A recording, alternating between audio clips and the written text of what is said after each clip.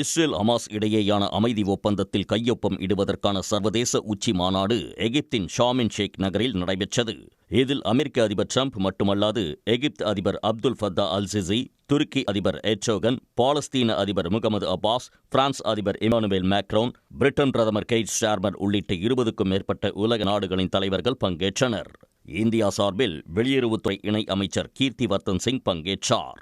Israel பிரதமர் Benjamin Netanyahu பங்கேற்கவில்லை. இந்த மாநாட்டில் காசாவில் அமைதி ஏற்படவும் இஸ்ரேல் ஹமாஸ் இடையே சமாதானம் ஏற்படுவதற்கும் ட்ரம்ப் முன்வைத்த 20 அம்ச நிபந்தனைகள் விவாதிக்கப்பட்டு அங்கீகரிக்கப்பட்டன. அத்துடன் மத்திய கிழக்கில் நிலையான அமைதியை அடைவதற்கு தேவையான நடவடிக்கைகள் குறித்தும் மாநாட்டில் விரிவாக விவாதிக்கப்பட்டது.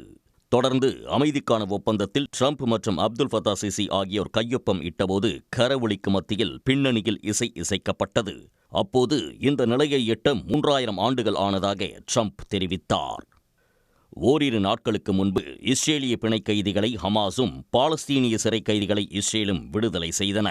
அமெரிக்கா, எகிப்து, துருக்கி, கத்தார் உள்ளிட்ட நாடுகளின் சமரச நடவடிக்கையால் போர் நிறுத்த ஒப்பந்தம் தற்போது அதிகாரப்பூர்வமாக கையெழுத்தாகியுள்ளது. மாநாட்டுக்கு முன்பாக இஸ்ரேல் சென்ற அதிபர் டிரம்ப் எஞ்சியிருந்த 20 பிணை கைதிகளை ஹமாஸ் விடுவித்ததை தொடர்ந்து இஸ்ரேல் நாடாளுமன்றத்தில் உரையாற்றினார். இது ஒரு போரின் முடிவு மட்டுமல்ல என்றும் இது ஒரு புதிய மத்திய கிழக்கின் வரலாற்றுக்கான விடியல் என்றும் ட்ரம்ப் குறிப்பிட்டார். தாம் இதுவரை 8 போர்களை முடிவுக்கு கொண்டு வந்ததாக வழக்கம் போல் ட்ரம்ப் தெரிவித்தார். 2023ஆம் ஆண்டு அக்டோபர் 7ஆம் தேதி இஸ்ரேல் மீது ஏவுகணை தாக்குதல் நடத்திய ஹமாஸ் அமைப்பினர் 1200 பேரை கொன்றதோடு 251 பேரை பிணை கைதிகளாக கொண்டு சென்றனர். இதற்கு பதிலடி கொடுத்த இஸ்ரேல் காசாவை முற்றாக மண்மேடாக மாற்றியதோடு 67,160 பேரை கொன்று குவித்தது குறிப்பிடத்தக்கது.